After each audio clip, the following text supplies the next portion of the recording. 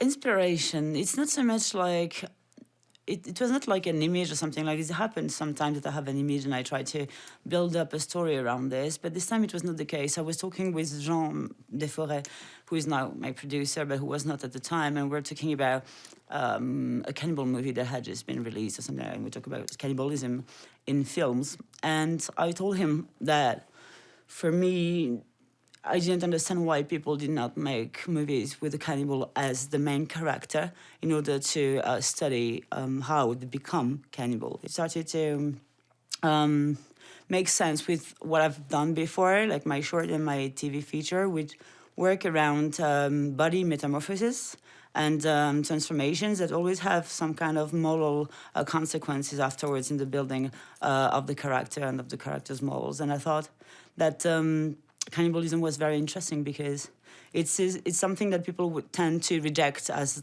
not being part of humanity. Like they would qualify cannibals as being monsters or inhumans. And I thought, yeah, that's weird because cannibalism is actually part of the 3 taboos of humanity with murder and incest. So if it's part of the 3 taboos of humanity, it means that it belongs to humanity that is in us. And I think this is why people tend to repress it as not being their own, because it's very scary to be in touch with this part of humanity. The idea was to build up the empathy on the character since the very beginning of the movie. Because when you know that she's gonna commit such an act in the middle of the movie, an act that could actually provoke rejection on the part of the audience, you really need to have your audience with her since the very beginning. So I decided to build up this context of hazing in the campus, because I thought hazing, it's something like, it's an establishment, it's anonymous. Most of the time, you hear like a lot of different people with no faces yelling stupid orders or creating like absurd rules at her, and she has to do it. She doesn't know why. And there is something like, I knew that the audience would instinctively reject or rebel against and then root for her. I knew that it would resonate in a very political and intimate way. She's not a vampire and she's not a werewolf. She's a real person. Sorry, the coming of age part and the genre part of the movie were always, for me, in the same gesture. What interested me at this moment of young teenage years or young adult years is that you really go through metamorphosis that is also physical, because your body changes and everything, and also there is the sexuality that becomes a stake in your life when it was not before, and everything, and you also get out of your parents' little shell, and you start building up your own opinions about the world. And so I think this whole theme of metamorphosis is incredibly cinematographic, and it's incredibly genre cinematographic, if I can say. You know, it's very, because you can actually see it visually. I mean, you can see a body morph visually, and we know what it means for the character. You know, it's really, really efficient. And this is why I love the grammar of body horror for that, because it's incredibly visual and incredibly relatable. Because again, we're not talking about fantasy things or another world that doesn't exist. It's something that I really believe in, that we can escape boxes in any way. My movie is not easily labelable. Of course, there are not a lot women filmmakers in the genre industry. I don't believe that it's because women are less interested in the genre. I think it's actually not true.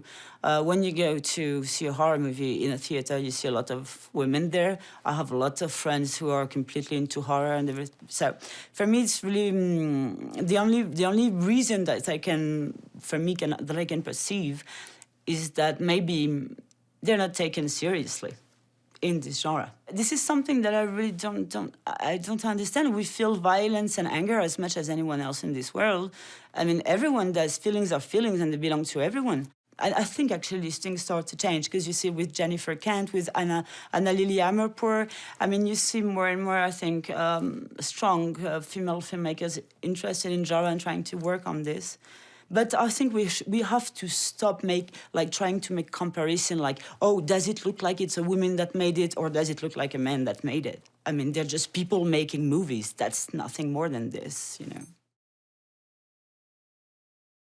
David Cronenberg is a major influence in my life. There is something so human in what he proposes. The way he sees mortality, the way he sees the bodies, is for me at the same time incredibly distant, almost like a scientific distance that he has to it, but at the same time incredibly rooted in a fear that you can feel him he wants to overcome in a way, you know. And I really like, for example, the fact that he makes very few camera movements, especially in his early work, you know, around the bodies especially. It's very few camera movements, and you have a lot of still shots that are actually pretty center framed. And sometimes I think this frontality is really so that the audience cannot look anywhere else. Like, you can't lie to yourself. This is the human condition. We are all gonna putrefy and die.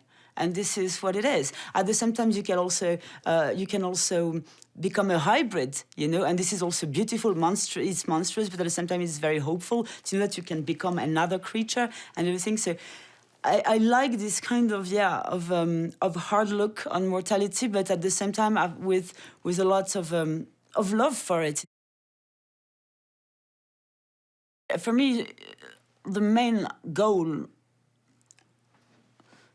was for them to, the first thing is I want them to feel full afterwards, like after a good meal, you know. I really love movies, as I said, crossover movies, in which you go through many, many emotions. Like when you watch Kill List by Ben Whitley, you're like, every single moment, you're like, where am I going? What is it doing? Why am I laughing? Why am I scared? What is this movie and everything? You're like constantly questioning what you are seeing. And it makes you incredibly active because you're really, really like, you're a part of the discovery of this movie. You're really part of it with the characters who discover also the craziness of this world. This is brilliant because you're so alive afterwards.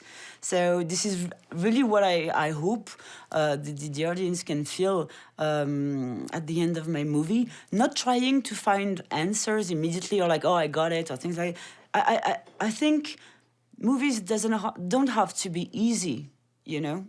The important thing is the impact they have on you afterwards and what traces they leave in you.